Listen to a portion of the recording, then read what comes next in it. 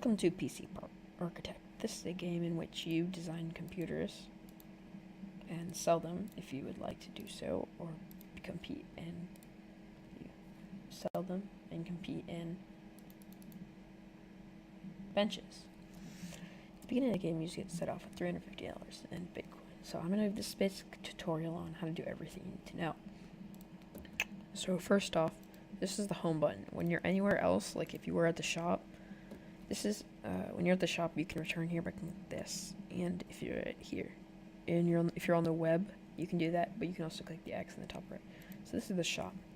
So here you can browse motherboards, video cards, power supplies, cases, CPUs, RAM, and storage. So let's build our first PC. Now remember, hard disk drives don't rely on they rely on a SATA port that's universal, so you don't have to worry about your motherboard saying SATA 1 or SATA 2 or SATA 3, because the data storage uses the same universal one. Alright, now let's go pick out a CPU. This one is 1 core. I want something bigger than that. Let's see. Let's get a 2 core. Alright, so AM2. So now we need to go look for a motherboard that's AM2. You can do a lot of small shopping at the store, but sometimes you won't get everything you want.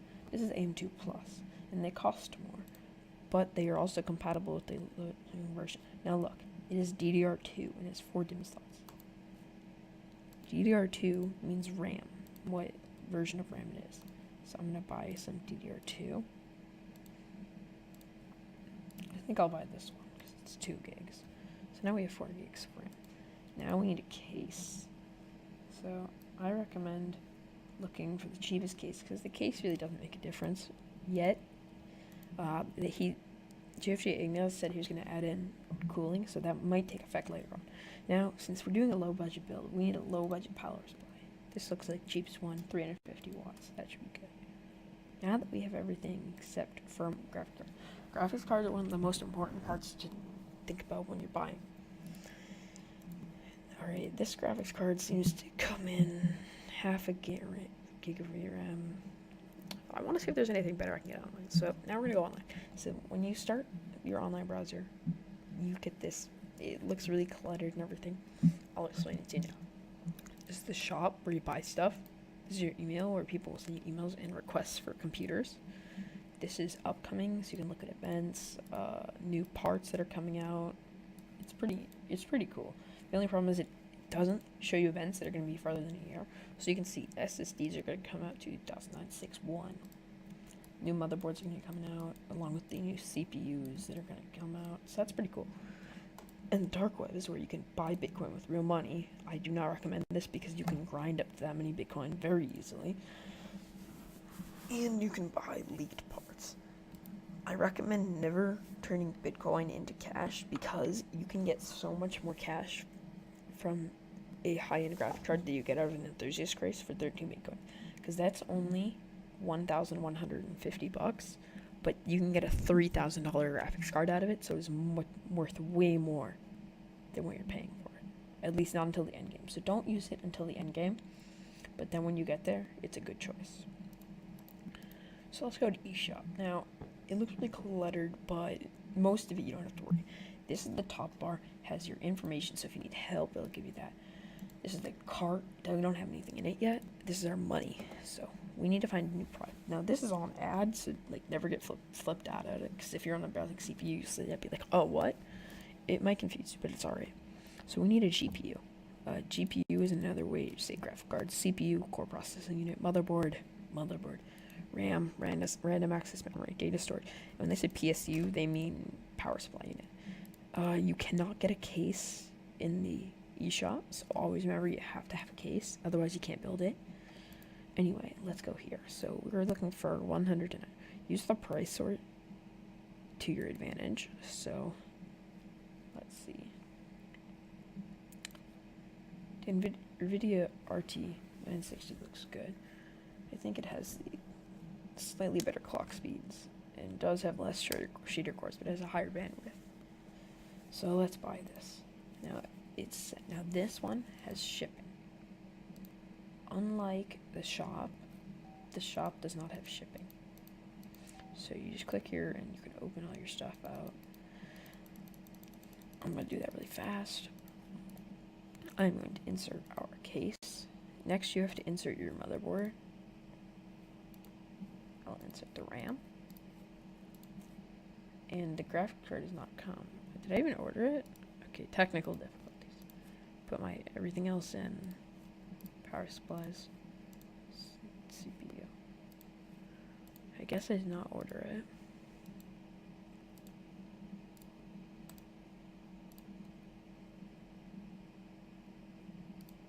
Sometimes it doesn't order. There are glitches like this. Simple stuff. Oh, I don't have enough money. Oh, I'm poor. Rip. Let's just buy the idea. Now remember, a lot of stuff you can get. Yeah, shipping's 12 days. A lot of stuff you can get is cheaper at the store and not at the e-store. So look, we've got an email.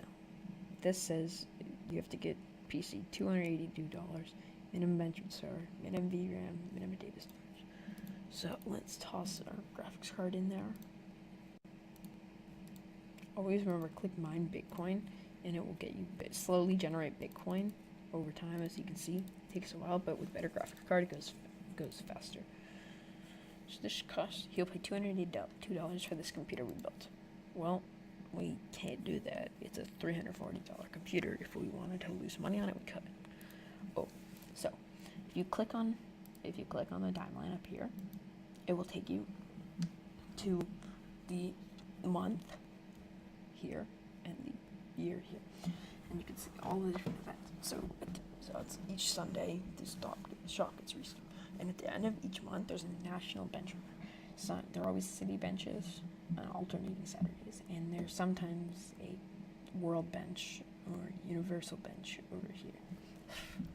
So you can see, if you see that icon and it's almost there, then you know, oh, I look down here for so FPS benchmark, performance per dollar. Oh, okay. Let's compete in this. So to do that, click this and click the little lightning bolt, and you go in. So you can see, you can read a little bit info about it, and you can see the type. So if you have a really good CPU, you want to compete in CPU-based benchmarks. So we only have one computer, but say you had computers in those different build slots, then you could switch it here. I recommend putting your main competing computer in build slot 1, so that way you don't have to worry about every time you come in to do this. So now, this is different than overclocking, and I recommend doing it if you're competing at low level. But once you get to the higher levels, where you're just trying to get as many benchmarks done as possible, you don't necessarily do it. So the one thing that I feel like we need to boost is our GPU, because it's not doing too well. It's pretty slow. So you compete in these games. Doing this with mouse and keyboard is hard. So you compete in it. Either boosts certain things of your graphics card or thing, or it reduces them, depending on how many points you got. So I've got another 145 megahertz added to my clock speed, and that is really good. Alright, so now we're going to see it competes. This is our computer, it's rendering it all. The best one got 24, so I'm coming in 22, 23, and I do not think it will be, yeah. So this is the leaderboard. This is when so this is a good example of, give me a second. You can use 2x for ad. I don't recommend doing that, because the ad is like half the time it's 30 seconds, the other half it's a minute, and it's just a total waste of time. So this guy beat me. He beat me by 0.6 frames. So let's see. So you can click check next to anybody's name to look at their parts and see what they did. So what they did. This guy probably did really bad because he's using a really expensive graphics card that just doesn't carry its own weight in this type of benchmark. This guy wants look at just PC cost. In this type of benchmark, it is really just your cost versus your high score or your score. Okay, so if your computer's not operating and you don't know why, look right here. It will say build power. I have a 350 watt power supply, but and that makes it fine. But if you do not have a power supply that is higher than it, you need to get one. Otherwise, the computer won't let it operate. This is the first basic tutorial for PC Architect. Hope you enjoy it. Thank you for watching. And don't forget to leave a like and subscribe if you enjoyed it. I'll join the Discord. I will put a link in the description. Have a good day. Maxie out.